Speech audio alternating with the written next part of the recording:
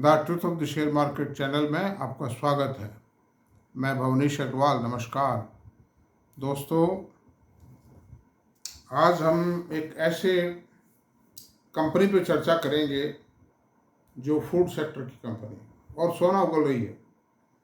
उससे आशाएं नहीं थी, लेकिन आशाओं के विपरीत जाकर के उसने परफॉर्मेंस दी है, दे रही लगातार और देती रहेगी। मुझे लगता है कोरोना काल में इसका आईपीओ आया था, बाजार ने इसको अभी तक भी रिकॉग्नाइज नहीं किया है।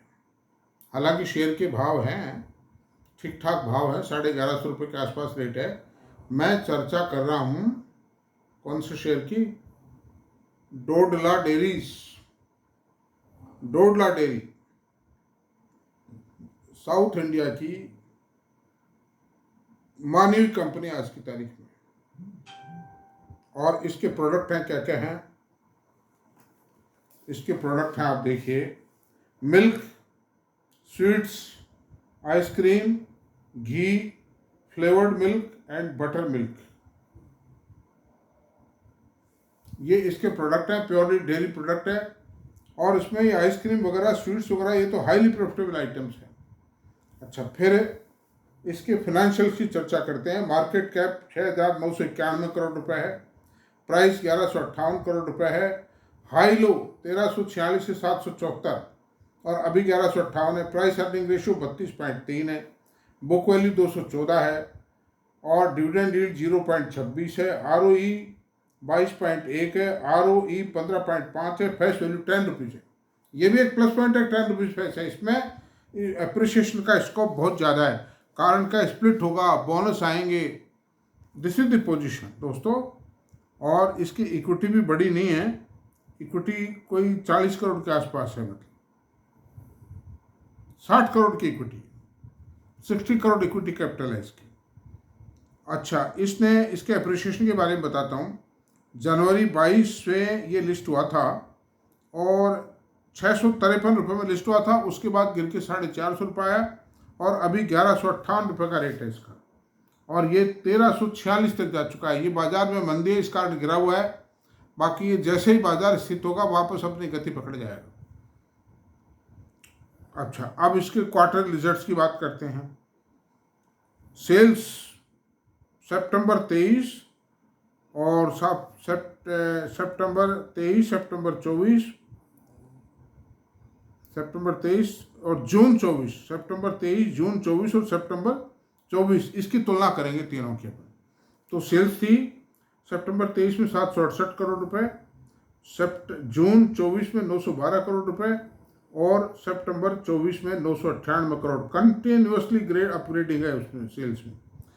थोड़ा सा तो कुछ तो प्राइस भी बढ़ाते हैं ये फूड, ये जो मिल्क प्रोडक्ट्स हैं, इनमें प्राइसेज भी बढ़ रही है लगातार। और कुछ वॉल्यूम भी बढ़ाता है। हालांकि वॉल्यूम और इसको प्राइसिंग को के कारण कितना बढ़त आई, ये कोई अलग से कोई बताया नहीं इन्होंने। ऑपरेटिंग प्रॉफिट मार्जिन 9% था, 12% हुआ, फिर अब 10% है। और ये कारण क्या है कि जो फीड स्टॉक है ना, जो कॉस्ट ऑफ प्रोडक्शन बढ़ जाती है कई बार, उसका कारण क्या है कि दूध महंगा हो जाता है कई दफ़ा। और दूध महंगा होने के कारण कॉस्ट ऑफ प्रोडक्शन बढ़ जाती है। वो सब इक्वलाइज हो जाएगा आने वाले टाइम में। ये भी बढ़ाते हैं फिर अपने प्रोडक्ट के लिए, लेकिन मार्केट की ट्यून के साथ चलना पड़ता है। अच्छा, प्रॉफिट आफ्टर टैक्स 44 करोड़ रुपए था सितंबर 23 में, जून 24 में 65 करोड़ रुपए और इस क्वार्टर में 23 करोड़ रुपए, क्योंकि थोड़ा मार्जिन में हल्की स्लाइटली डिप आई। लेकिन इसकी बिल्कुल चिंता मत कीजिए, एक क्वार्टर में स्लाइटली मार्जिन कम हुआ, सुधर जाएगा। वो तो क्या है, कमोडिटी प्राइसेज और फिनिश प्रोडक्ट की सेलिंग प्राइसेज के बीच में थोड़ा सा कोऑर्डिनेशन बिगड़ने के कारण ऐसा होता है। बाकी nothing is there to worry. P&L account की बात करते हैं अपन।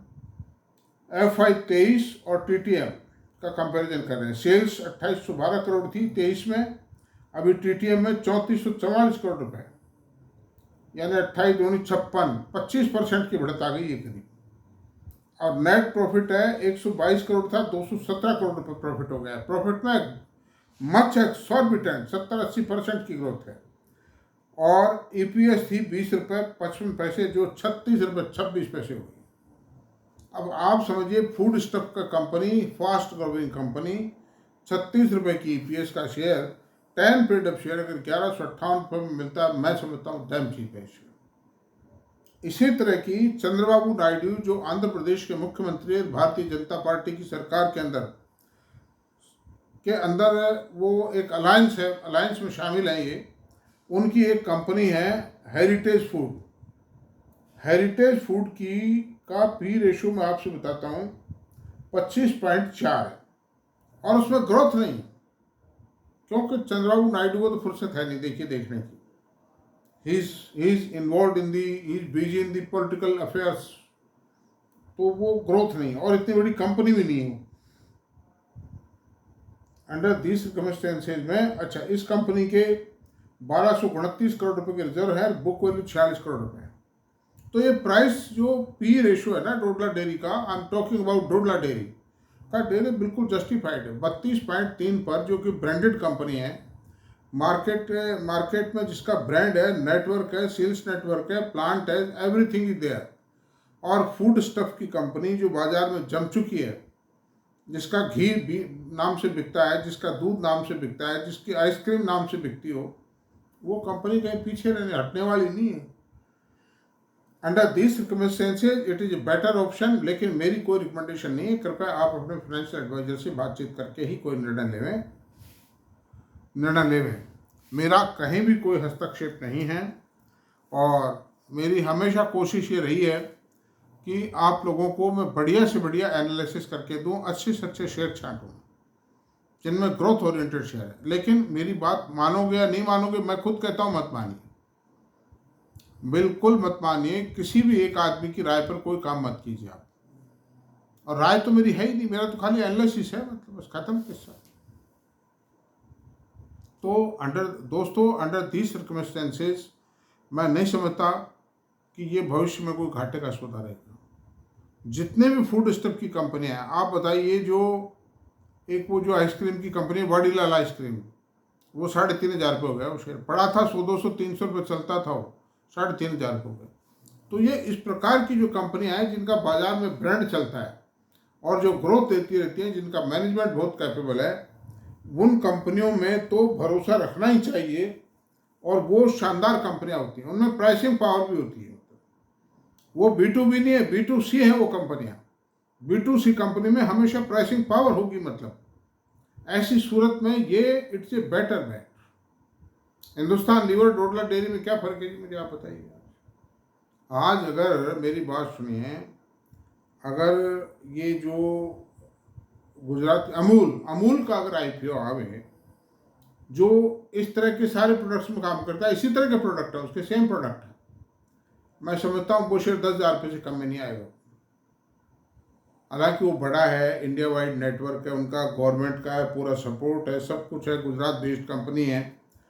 10,000 रुपये से कम नहीं आएगा किसी भी सूरत में उसे। तो ऐसी सूरत में it's not a bad company, ये बहुत अच्छी कंपनी है। और उसका जो मैनेजमेंट था, IPO के टाइम आए थे वो टीवी पर, मैंने सुना था, he was a very smart man, he was very intelligent man, इसीलिए ग्रोथ ला रहे हो कम। तो दोस्तों, इतनी सी बात है, आज इसको इतना ही रहने देते हैं। छोटा मत मानिए आप इसको, बहुत बढ़िया मैंने बनाया है इसको, बड़ी सारी डिटेल्स दी हैं। Under this circumstances it is a golden opportunity to consider this share for taking some investment action, but don't believe on my opinion. मेरे पास ये शेयर नहीं, मेरा कोई लेना देना नहीं, अलॉटमेंट के आए थे मेरे पास, जो मैंने बेच दिए उसी समय। मुझे भी पता नहीं था कि इतना बढ़िया साबित होगा। नए मैनेजमेंट पे कैसे भरोसा कर लें एकाएक। तो ये बात है, ऐसी सूरत में आप अपने हिसाब से निर्णय लें और जैसा उचित समय करें। Thank you very much. अगर आपको ये वीडियो पसंद आया हो तो प्लीज़ इसको सब्सक्राइब करें, लाइक करें, शेयर करें, कमेंट करें। Thank you.